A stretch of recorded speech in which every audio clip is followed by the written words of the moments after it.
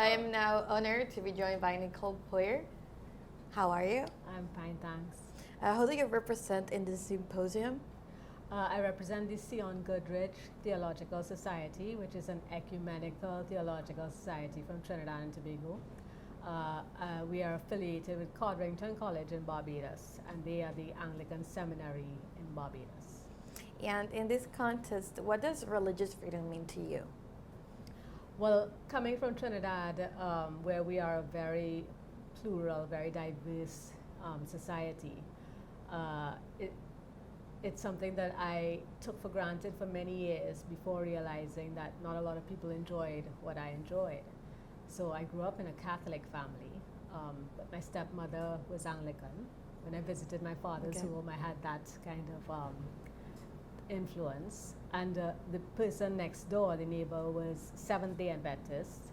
And every Saturday he would ring this very loud school bell, and all the children from around would come to Sabbath school, regardless of what religion you were. So I was Catholic, there were Anglicans around, there were Hindu children who came to Sabbath school.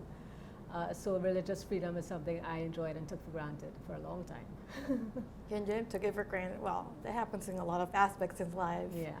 And what is the value do you see in having an event like this being hosted or being celebrated in an academic place? Well, academia is supposed to be the great leveler.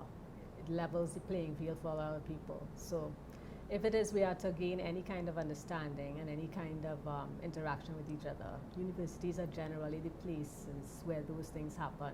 It's generally also the places where revolutionaries come out of, great change comes out from there, great researches, great studies.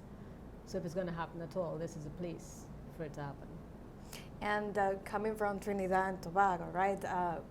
How has the experience been in the Dominican Republic participating in the symposium? And what are your commitments, personal and professional, after participating here? To be honest, I had been told that the symposium would be in English. And I thought, oh, that's fine, I can do that. Okay. And I came, I was challenged by the Spanish. But I learned something. I learned that I can follow the written Spanish word a lot better than I can follow the spoken Spanish word. And that I can follow the French a lot better than I can follow the Spanish altogether. Okay. So I learned something about myself coming to this symposium. Also, it was really, really great to meet so many different people from different walks and from different nations, and have that kind of dialogue. We have a lot of ecumenical dialogue in Trinidad, but it's good, very good to get a perspective that is different from your own, understanding. Okay. And personal and professional commitments after participating in the symposium? Mm-hmm. Well, first of all, I have to go and write a report based on the symposium to take back to the Theological Society. But also, even though the Theological Society is the group that sent me, I'm also co-founder of the only ecumenical prayer community in Trinidad.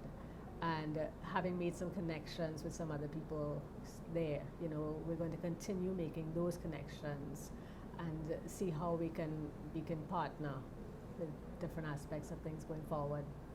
Okay, so we're going to keep that going. Awesome. And we're glad you have had an awesome experience here and also have learned things from yourself and as a professional as well. So thank you very much. Thanks for having me.